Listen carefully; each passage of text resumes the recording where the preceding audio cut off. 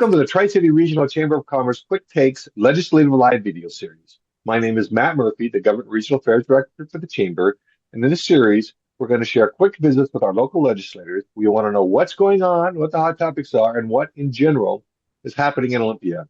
I want to thank the Tire Factory, Hayden Homes, and Great Northwest Transport for their support of this series as policy engagement partners. So this week, we are joined by Senator Torres from the 15th Legislative District. Hello, Senator Torres, and it's good to see you. Well, good to see you too, Matt, and thank you for the invite. Absolutely. So I believe there are about 20 days remaining in this session. Are you ready to wrap things up? We're not done yet. There's still a lot of work left in these few days that we have still left in Olympia for session. And as you've heard, we've got a lot of tax bills coming through and some of our own priorities as well that we have for our community to bring child safety and awareness home. So we've got some of those bills as well. Yeah, well, hopefully you'll be able to get to those. With the House of Origin, finished, the number of bills has been significantly reduced. For you, what are the most important issues that haven't been resolved that you'd like to see try to get resolved before the end of session? Well, first, there's a couple. First, the income tax bill. Definitely want to build awareness on that. That is truly an income tax bill. It's not just a millionaire's tax as it's being dubbed. It is definitely an income tax bill. It's got a marriage penalty in it. It's got only an exemption for deodorant. I guess they think we all stink.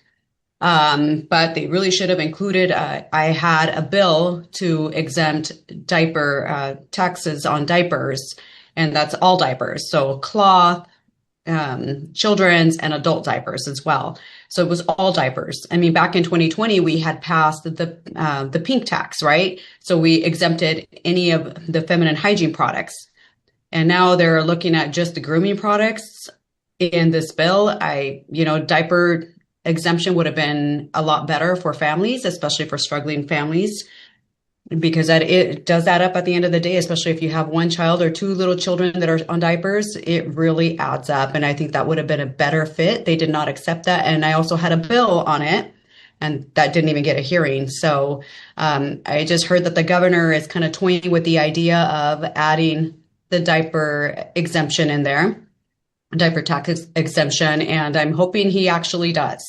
That would be nice to see. So I'm glad he likes my idea.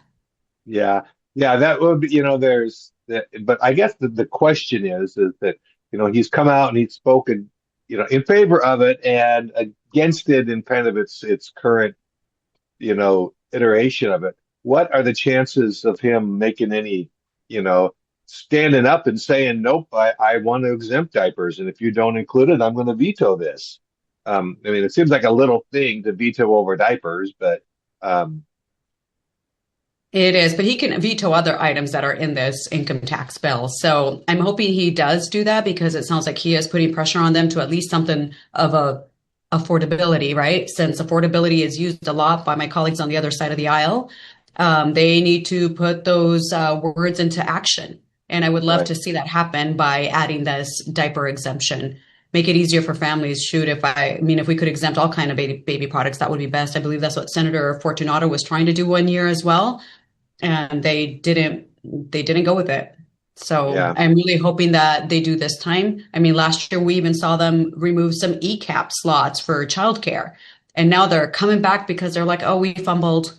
Like, let's add some back in. And so they're trying to correct that. And we also saw that with the estate tax, that were what we call the death tax, that we had the highest last year after session. They passed it, and we had the highest in the nation, death tax, 35%.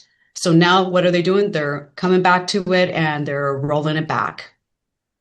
Well, that's good. But, the one thing that we haven't seen yet, and I think they're due out any day now, is the budgets.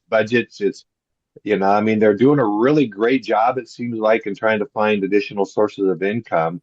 What have your conversations been, or have you had any conversations with the majority party on the budgets and what those are going to look like? Great question. Actually, they only allow us usually in for a couple of rounds of the operating budget when we're comparing the governor's proposed budget to the line items that he has included or the savings that he has taken and the policy that he's included in there. So the savings and then the expenditure. So that's what we go through is the first two rounds only. We're only invited to the table for that. And other than that, we are not included in the discussions. If there is something that the majority party wants us to know, they will have nonpartisan fiscal staff relay a message to us. But other than that, we are not included anymore in the conversations. So the House and the Senate each have their budget. How far apart are they usually when they come out of the Senate and they come out of the House? Are they often far Usually the apart? Senate, yeah, usually the Senate comes out first with theirs. Sometimes the House will, but since I've been in office, I've noticed that the Senate has put theirs as a priority. The Senate Democrats have, and House comes in afterwards with theirs to try to mesh it. But they usually have a driver, and it's usually the Senate. Okay. All right. Well, I know you have a busy schedule. It's Friday. We got snow over here this weekend. I don't know if you'd heard that. Yeah, Um, it was snowing here just a few minutes ago too. was it really? Okay. Well, I'm gonna Yeah. let you go so that you can slog off to whatever committee hearing that you've got or testimony you've got to give. But I really do Mhm. appreciate your time and I appreciate Well, the time thank that you you. spend with I us. did. Yeah, no, thank you. I appreciate that. And I do want to mention that I know that there is a lot of controversy with the LRA that's going in Kennewick, the proposed LRA, excuse me, that is scheduled to go in Kennewick. We have been pushing back on DSHS, and I'm hoping that they are listening and not signing the contract. So that is one thing. And the other is the child welfare that I mentioned at the beginning.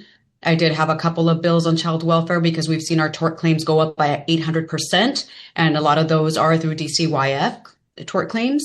And so we've seen a lot of child fatalities increase because of the Keeping Families Together Act. And I had two great bills to try to help fix that, had bipartisan support on those. Unfortunately, the second one I just found out was not going to move forward this morning. So I'm really not happy about it, but we definitely need to work together to keep our kids safe in our community, and we're going to keep pushing on DSHS to not bring this LRA. All right. I appreciate that. And the folks here in the Tri-Cities appreciate that too. I know that there was the other series of bills that I think both you and Senator Benke and Rep Connors and Rep Barnard were all pushing those ones through, and I think they were just a victim of lack of time. So hopefully, Yeah, next year we can get things back on those because we really do appreciate your time, your hard work, and if there's anything else that we can do that we can help you with, just let us know. sounds good. Thank you so much, Matt. I really appreciate you and your membership as well. All right, thank you, Senator Torres. Have a great day. You too.